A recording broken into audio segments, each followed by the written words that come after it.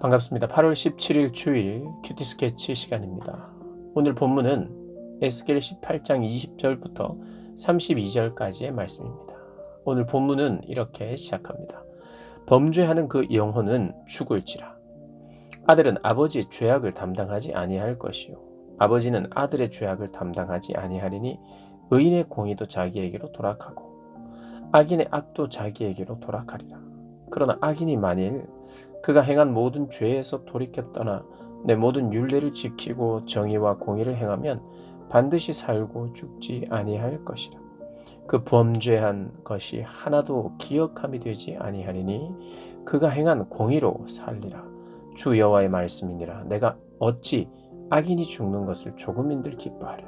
그가 돌이켜 그 길에서 떠나 사는 것을 어찌 기뻐하지 아니하겠느냐. 오늘 본문은 현재가 중요하다. 지금 너의 세대가 중요하다. 이전 세대의 그 어떤 것이 중요한 것이 아니라 이전 세대에 행한 것이 결과적으로 지금 아픔이나 혹은 혜택이 손해나 혹은 혜택이 주어질 수 있다. 그러나 그것이 지속되지는 않는다.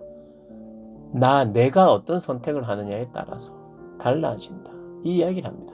그래서 현재가 중요한 거예요. 현 세대, 내 세대가 중요한 겁니다. 나의 선택이 중요하다는 거예요. 죄를 선택할 것인가, 하나님을 선택할 것인가. 그것에 따라 살고 죽는 문제가 결정된다는 이야기예요.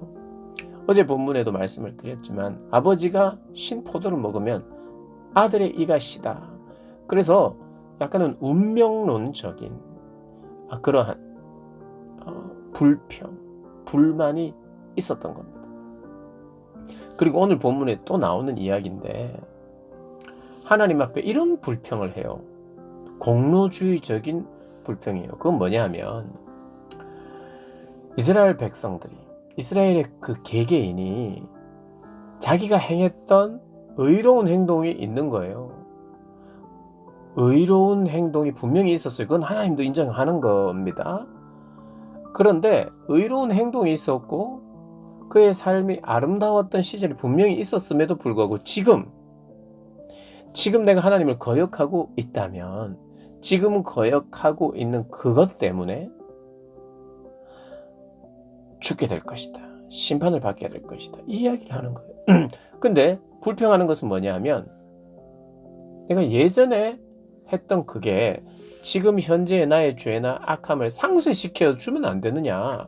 내가 10번 잘하고 9번 잘못한 게 있다면 10번 잘해놨던 것으로 10번 중에 9번 잘한 것으로 이걸 다 감하고 쌤하고 하나의 공의로운 행동이 남아서 그것이 나를 구원해야 되는 그게 공평한 게 아니냐라고 말하는 거예요.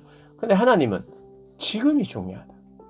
이전 세대가 중요한 것이 아니라 지금 네 세대가 중요하듯이 너의 과거의 어떤 행위, 공로가 중요한 것이 아니라 지금 나를 어떻게 대하느냐가 중요하다는 그런 이야기를 하는 것입니다.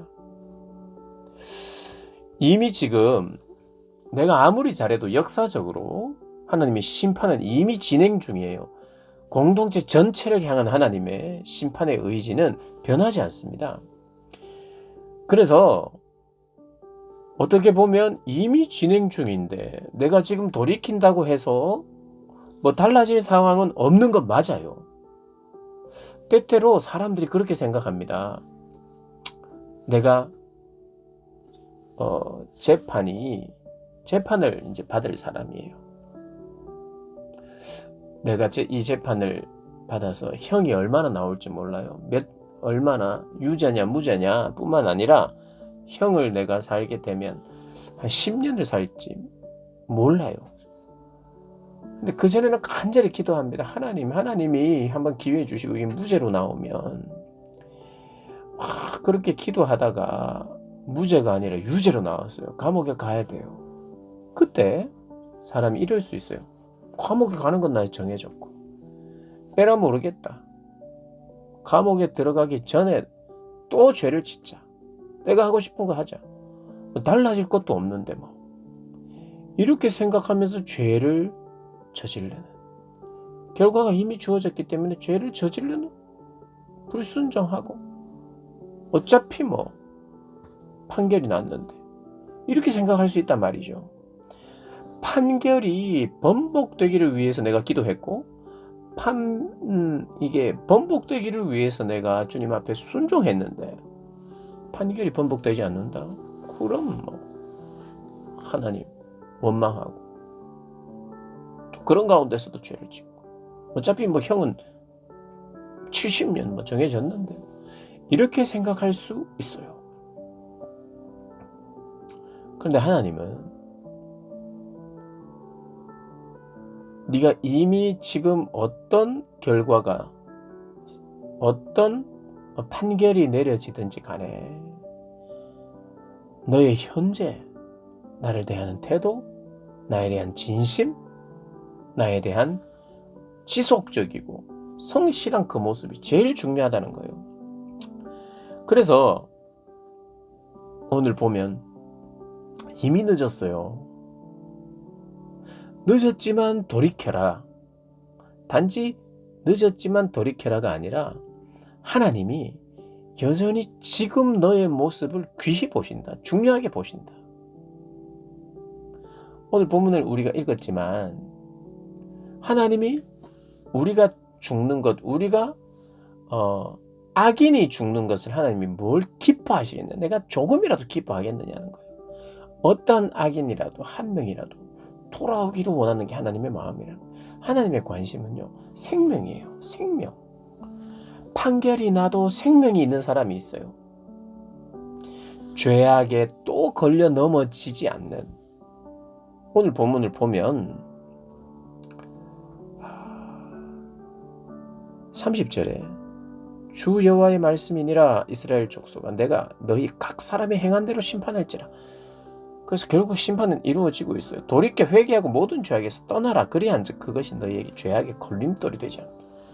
이런 죄악의 걸림돌로 말미암아 또 죄를 짓고 또 죄를 짓고 또 넘어지고 또 넘어지고 하는 이 죄악의 걸림돌을 내가 회개하면 사라지는 거예요. 그래서 심판 중에라도 긍휼을 베푸시는 하나님을 만나면서, 심판 중에라도 긍휼을 베푸시는 하나님 만났다는 게 뭘까요? 단지 나는 남들이 죽을 때 살아남았다든지, 남들이 많이 다칠 때 난 적게 다친다든지, 물론 이것도 포함될 수는 있어요. 그러나 본질은 아니에요. 본질적인 뜻은 뭐냐 하면, 심판 중에라도 긍휼을 베푼다는 것은 심판 중에라도, 심판을 받고 있는 가운데에서도 내가 하나님을 향해 바른 마음을 가질 수 있도록 하는 게 하나님이 주시는 은혜죠. 그런 가운데서도 하나님을 기대하고, 그런 가운데서도 하나님의 기쁨은 내가 생명을 선택하는 삶을 사는 것. 그러니까 여러분 이런 겁니다. 판결이 났어요. 감옥이에요. 감옥에 들어가면서 하나님 앞에 감사하는 거죠. 하나님이 감옥에 들어가고 있는데도 하나님이 그를 기뻐하세요. 그래, 내가 감옥에서 너와 함께 할 것이다. 너를 변화시킬 것이고, 너를 다룰 것이고, 준비시킬 것이고, 내가 너와 함께 하겠다. 내가 너와 감옥에 함께 가겠다. 여러분, 이게 그러면 감옥을 가는 가운데, 재판의 판결이 끝나는 가운데서도 하나님이 주시는 복이 아닐까요? 그래서 성경이 말하는 복은, 에스겔서가 지금 계속해서 하나의 주제로, 유일한 이 주제 하나를 말하고 있어요. 네가 심판을 받고 네가 포로로 끌려가지만 내가 너와 함께 하겠다. 하나님은 생명에 관심이 있는 거예요. 사람들이 재판 끝났잖아. 이미 그냥 재판인데, 이미 번복될 수 없는데 내가 뭘 하나님을 찾고 뭐 이러겠느냐. 낙담하고 오히려 더 죄 가운데 빠지고 운명론자가 되어서 낙관을 하다가 완전히 비관주의로 빠지는. 그래서 낙관주의와 비관주의는 정말 종이 한 장 차이예요. 어쩌면 똑같아요. 곧 비관을 가질 것이기 때문이죠. 하나님의 관심은 바로 현재다. 현재예요. 과거의 의나 과거의 선한 일이 내 구원을 보장하지 않아요. 그래서 여러분, 내가 한번 예수를 믿는다고 진심으로 내가 인격적으로 예수를 믿는다고 고백하면 난 하나님의 자녀가 됐기 때문에 하나님의 자녀가 된 사람은 절대로 변개되지 않는다. 그거 다 맞는 말입니다. 그런데 이 말은 틀렸어요. 내가 한번 예수를 진심으로 모시고 내가 자녀가 되었으면 어떻게 살아도 구원받는다. 이건 틀린 말입니다. 완전히 틀렸어요. 나는 지금 엉망으로 살고 있어요. 내 현재는 엉망이에요. 그러나 내 과거에 주님을 만난 신비로운 체험이 있어요. 그건 주님이 나를 사랑했다는 거고 선택했다는 것이고 그 선택은 변하지 않는 것이고 라고 해석하면서 그것을 근거로 가지고 오는 자체가 비성경적이에요. 그런 근거로 가져올 수 없는 겁니다. 내 신비한 체험, 성령 체험, 방언, 무슨 은사 이런 것이 지금은 내가 완전히 메말랐고 하나님을 떠나 있는 삶을 사는 것 같은데, 그러나 내가 지금 죽어도 구원을 얻는 것은 그때 내가 그런 체험을 했기 때문이다. 이것은 성경이 지지하지 않습니다.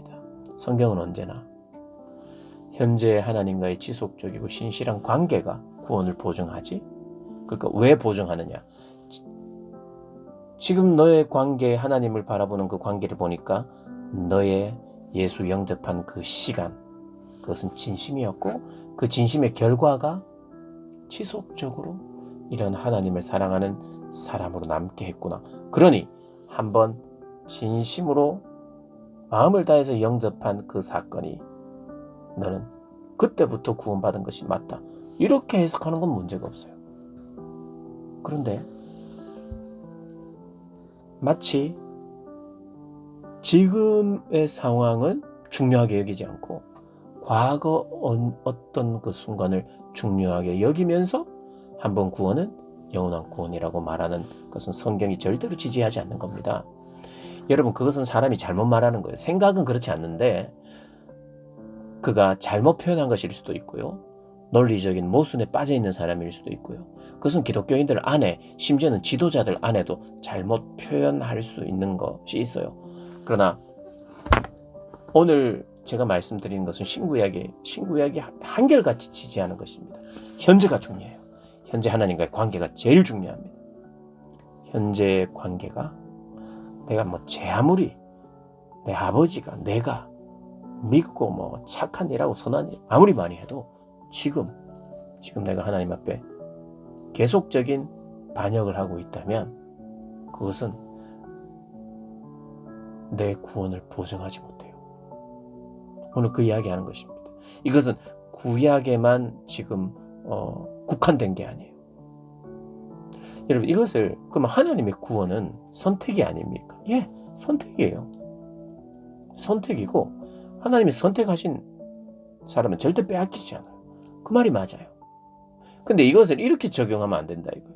하나님 선택했기 때문에 내가 완전하게 개판으로 살아도 하나님은 나를 돌이켜 주신다. 그렇게 이 선택론을 생각하시면 안 돼요. 오히려 그때는 이렇게 생각해야 돼요. 내가 지금 완전하게 개판으로 살고 있는 걸 보니까 나의 믿음에는 심각한 문제가 있거나 아니면 믿은 것이 아니거나 라고 생각해야 돼요. 여러 가지 우리가 생각을 할 수 있으나 구원의 확신은 내가 지금 구원의 확신을 가지고 있다고 해서 내가 그 고백한 것이 보증은 되지 않아요. 나의 지속적인 하나님과의 관계가 보증이 되는 거예요. 그리고 현재적인 지속적인 관계. 우리가 두렵고 떨림으로 구원을 얻는다는 건 이런 거예요. 두렵고 떨림으로 구원을 이룬다는 것은 내 안에 그런 것이 사라지는 것 같고 내 안에 현재의 지속적인 성실함이 주님 앞에 없을 때 두려워해야 된다는 거예요. 두려워하면서 하나님 앞에 나아가고 진실함으로 나아가려고 할 때 두렵고 떨림으로 나를 회복하며 지속하는 그런 신앙. 그래서 현재가 중요합니다, 여러분. 현재가 내 과거의 그 신앙의 고백 혹은 신앙의 행위를 어떻게 설명할 수 있는지가 중요해요. 오늘이 중요합니다. 오늘 하나님 앞에서 나의 진실함이 중요합니다. 그것이 가장 중요합니다. 구원 노름에 빠지면 안 됩니다. 구원의 확신 노름에 빠지면 안 돼요. 구원의 확신이 없어야 된다는 뜻이 아니에요. 그것이 중요하지 않다는 이야기가 아니에요. 그런데 그것이 구원의 확신 노름에 빠져서 현재의 나를 잘못된 합리화로 이르게 할 수 있어요. 그래서 가장 중요한 것은 내 과거의 어떤 고백 이런 것이 아니라 현재 하나님과의 관계입니다. 거기에 집중하시면서 그렇게 살아가는 저와 여러분 되시기를 주님의 이름으로 축복합니다.